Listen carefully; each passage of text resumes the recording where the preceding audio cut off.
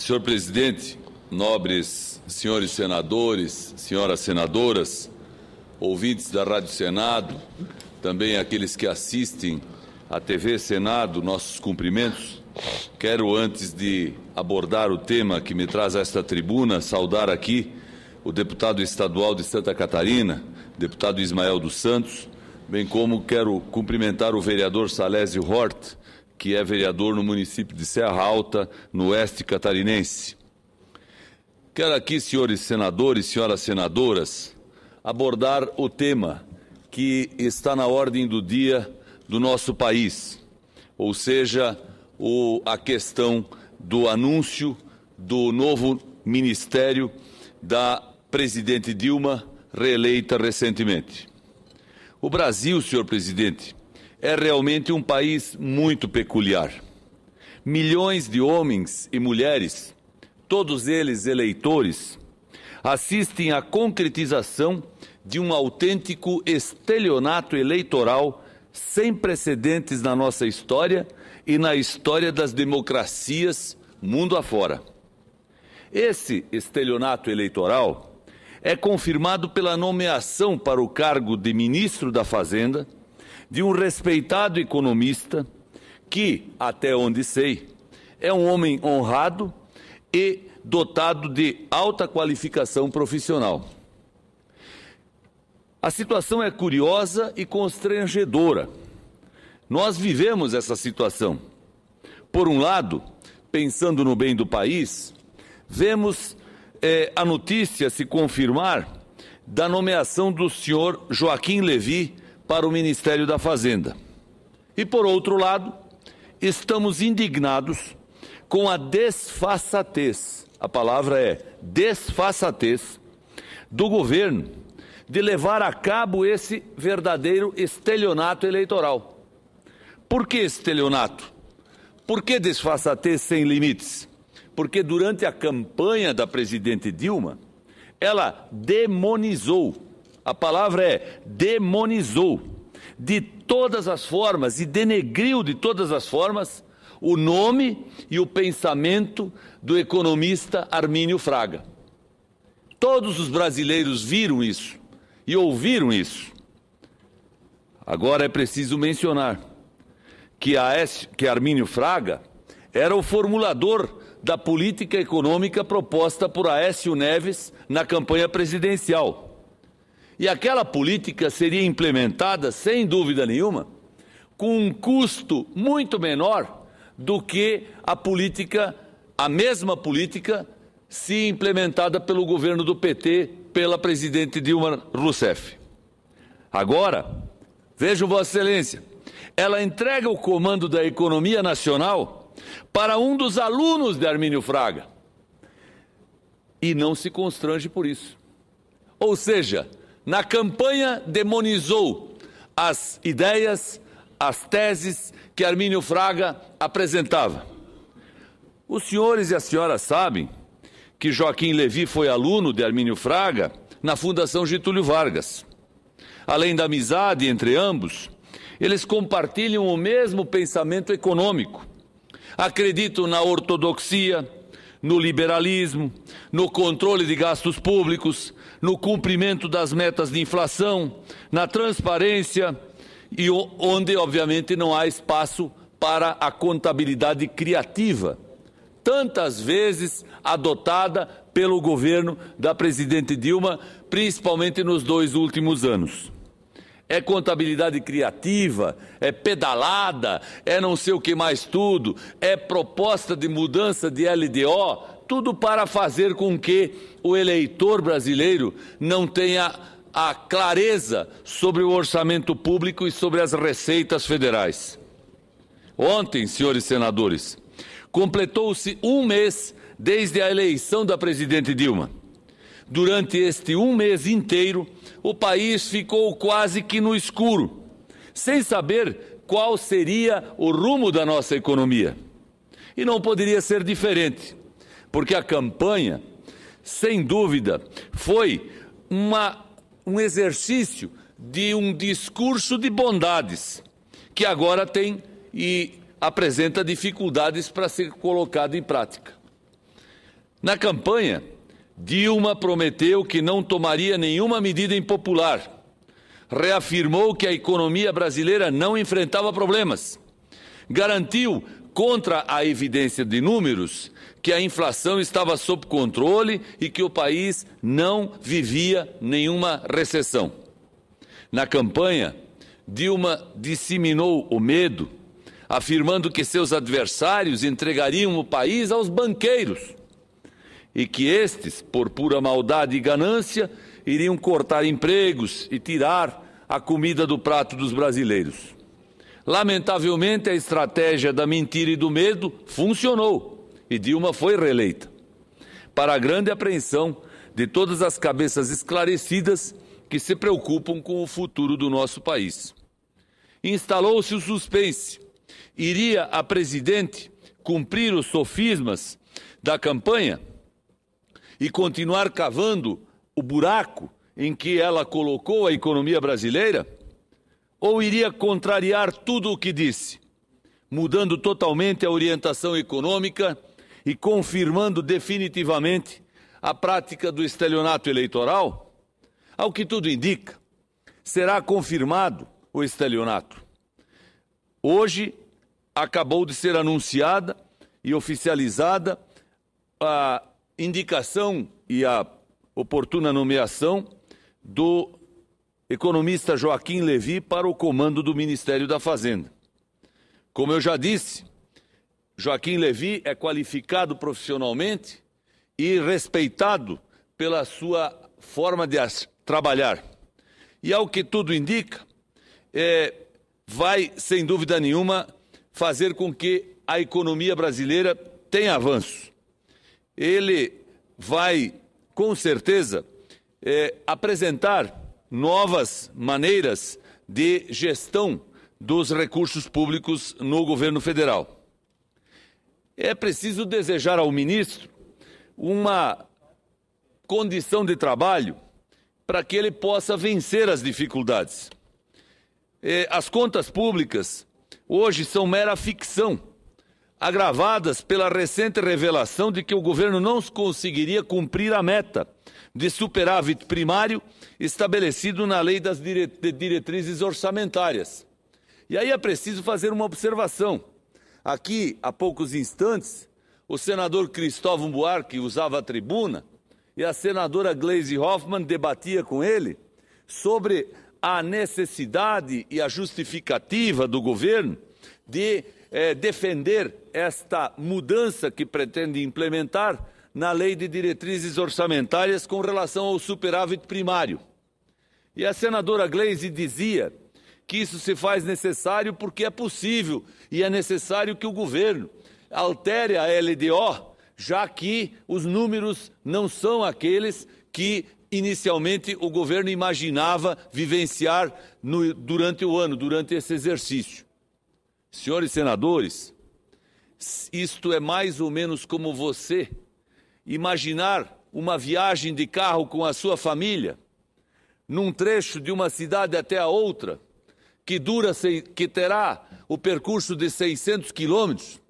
Você coloca o dinheiro no bolso para o hotel, para a refeição, para o combustível, e quando você está no meio da viagem, você descobre que não vai ser suficiente aquele dinheiro para chegar ao destino. Aí, ao invés de você retornar ou pedir um dinheiro emprestado, você pega o mapa, corta ele, rasga ele e diminui os 600 quilômetros para 400. Pronto, resolveu o seu problema. É isso que o governo está fazendo com o orçamento da República. Não está assumindo a responsabilidade da gestão mal feita. Por quê? Senhor senador Armando Monteiro, Vossa Excelência, que provavelmente será ministro, e eu desejo que seja, porque o desenvolvimento econômico precisa de gente com o seu talento, com a sua experiência, com o seu conhecimento. É preciso mencionar, anualmente o governo paga os débitos relacionados aos precatórios lá no mês de abril. Esse ano não pagou ainda, deixou para frente, porque em abril, se tivesse pago como se faz aí nos últimos anos, obviamente que o problema do caixa do governo ia aparecer na campanha. os subsídios que o governo dá para os programas sociais, via Caixa Econômica, também não foram pagos ainda para a Caixa Econômica, estão sendo pagos agora. Porque se tivessem sido pagos lá nos meses de competência, o caixa do governo já tinha estorrado. Então, aquele cidadão que fez aquela viagem de 600 quilômetros, ele não economizou desde o primeiro quilômetro de viagem o dinheirinho que ele tinha destinado para hotel, para restaurante, para passeios e para o combustível para poder chegar no final da viagem. Ele foi gastando. E aí, quando ele descobriu que não ia chegar mais lá, ele não tinha como voltar atrás. Ele rasgou o mapa para ver se conseguia diminuir a quilometragem. E aí, obviamente, a solução que o Congresso Nacional vai dar é uma solução absolutamente descabida do ponto de vista contábil, orçamentário, que nós não queremos e não podemos aceitar. Porque depois deste ano, nós teremos mais um ano. Depois outros. Todo ano temos orçamentos. E os orçamentos precisam ser respeitados. Veja, Vossa Excelência, senador Paulo Paim. Hoje existe no Brasil a DRU. A DRU é um mecanismo instituído, e não foi pelo governo do PT, é preciso mencionar, para que o governo possa e tenha flexibilidade para levar 25% de toda a verba pública daqui para lá e de lá para cá.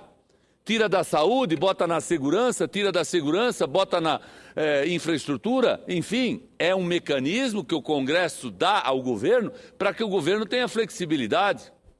Além disso, existe um mecanismo legal, contábil, legítimo, de inscrição em restos a pagar daquelas contas que não têm a disponibilidade financeira para se honrar naquele exercício. Quando a gente olha o volume de recursos da DRU em 25%, exceção se deve fazer a educação, quando a gente vê o volume de recursos que são empenhados em restos a pagar, e quando vê agora a votação dessa mudança no superávit primário, a gente descobre que, na verdade, de 100% do orçamento da União votado pelo Congresso Nacional, apenas 50%, talvez 60%, é que efetivamente se vê realizar de acordo com a vontade da população brasileira, que é representada por deputados e senadores no modelo democrático que temos instituído no país.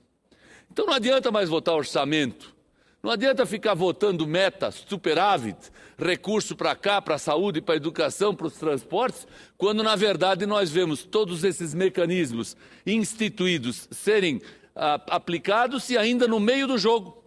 Quase no final da viagem, a gente ainda vê uma mudança como esta, proposta pelo governo ao Congresso Nacional com relação ao superávit primário, ser praticada. Mas eu quero continuar o meu raciocínio e a minha manifestação a respeito da questão da eleição e do discurso eleitoral e da prática que o governo está adotando hoje em relação à nomeação dos ministros no governo federal. O país, senhor presidente, se defronta com o risco iminente de rebaixamento de sua nota nas agências internacionais de classificação de risco, perdendo o grau de investimentos que lutou tantos anos para conquistar, desde o Plano Real. Isso significaria a retração dos investimentos externos em um momento em que nossa economia mais precisa desses investimentos. Não há dúvidas de que o ministro Levi é intelectualmente capacitado para a tarefa, mas isso não é suficiente. É preciso que ele esteja devidamente em condições de trabalhar. Ele precisa ter autonomia. A presidente da República precisa desencarnar definitivamente da dupla função que exerceu até aqui, acumulando, na prática, o comando da economia e o exercício da presidência. Ela, sem dúvida nenhuma, deve supervisionar todas as ações, mas deve dar ao seu ministro autonomia e condição de trabalho suficientes para que ele possa formular a política econômica que leve o Brasil a um novo e a um patamar melhor do que esse que temos hoje. Eu desejaria, senhor presidente, que a presidente nomeasse muitos nomes isentos e competentes para todos os cargos públicos do segundo e também do primeiro escalão. Mas eu não tenho ilusões.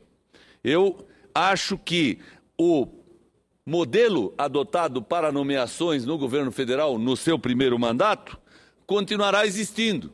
Toma lá da cá, partidos políticos, pressões políticas se fazem diariamente, e isso não é de hoje, isso já acontecia nos governos anteriores, e nós temos que dizer que a presidente Dilma hoje não herda nada de ninguém, hoje ela herda dela mesma. E como herdeira de si mesma, ela poderia fazer mudanças também nos critérios que orientam o preenchimento de cargos públicos e de cargos federais. A ocupação de um determinado cargo no primeiro escalão do governo, por esses motivos que apresentei, merece toda a atenção de nós da oposição. Temos que manter uma atenção específica e cuidadosa sobre isso. Eu vejo, por exemplo, que na imprensa se comenta muito a respeito da presidente da Petrobras, graças aos fatos e às situações que a Petrobras vive hoje com os escândalos. Ora na imprensa se comenta que a presidente da Petrobras deixará o cargo, ora se comenta que ela permanecerá no cargo. Eu não tenho nenhuma razão aqui para desejar que ela permaneça ou que ela saia. Pelo contrário, eu quero que o governo, como eu já disse, tenha os melhores quadros para que nós possamos ver o funcionamento do governo, acima de tudo, estar em condições de atender às exigências do povo brasileiro. Mas é preciso mencionar, na CPI da Petrobras, na CPMI da Petrobras, há alguns meses atrás, a senhora Graça Foster disse que desconhecia qualquer informação a respeito de denúncias de recebimento de propinas por funcionários da Petrobras, pagas pela empresa holandesa SBM Offshore, que alugava navios plataforma. Isso ela disse na comissão. E hoje, inclusive, existe uma queixa-crime protocolada no Ministério Público pelo deputado Onyx Lorenzoni em relação a esse assunto, porque, posteriormente, a presidente disse que conhecia fatos. Não esclareceu, entretanto, se os fatos foram dados ao conhecimento dela depois do seu depoimento na CPMI ou antes. O fato é que nós, da oposição, temos o dever, e vamos exercê-lo, de manter um cuidado e uma atenção redobrada sobre todos os atos, sobre todas as ações desenvolvidas no governo federal, inclusive pelos que vão ocupar cargos na nova administração. E comparar as suas atitudes e suas ações com aquilo que efetivamente foi anunciado na campanha eleitoral como sendo propósito e meta de governo. Aliás, como eu falei aqui da empresa holandesa SBM Offshore, eu menciono, senhor presidente, que no primeiro semestre deste ano, se não me falha a memória, em maio, final de maio, na Comissão de Assuntos Econômicos, eu apresentei um requerimento para que senadores desta casa e daquela comissão participassem juntamente com deputados federais, já apontados na Câmara dos Deputados, de uma viagem e de um trabalho de auditoria e de verificação na Holanda sobre as denúncias de corrupção que de lá surgiam através da imprensa. O meu requerimento não foi aprovado e restou anexado ao requerimento de CPMI sobre a Petrobras, que resultou na formação da Comissão Parlamentar Mista de Inquérito. Aquela denúncia, aquela manifestação que fiz na CAI, se mostrou absolutamente apropriada e adequada, já que hoje a própria Petrobras e a própria empresa holandesa e as próprias autoridades holandesas confirmam o fato. Eu venho aqui, senhor presidente, dizer que, primeiro, nós queremos um país melhor. Nós sabemos das dificuldades que cada autoridade, que cada governante tem para realizar a sua tarefa. Mas confesso que, ao verificar que a presidente Dilma, mesmo contrariando o discurso de campanha, escolhe e indica para seu ministério pessoas como Joaquim Levy, eu fico até aliviado, porque eu estou certo de que, se for dado a ele condição de trabalho, ele vai conseguir avançar e apresentar uma proposta nova, uma proposta melhor para o país na área da administração do Ministério da Fazenda e da administração da economia nacional. De qualquer forma, nós vamos continuar exercendo a fiscalização, vamos continuar cobrando para que o país efetivamente viva um novo momento, um momento de mais tranquilidade, um momento de mais verdade, de mais transparência em benefício dos brasileiros. Muito obrigado.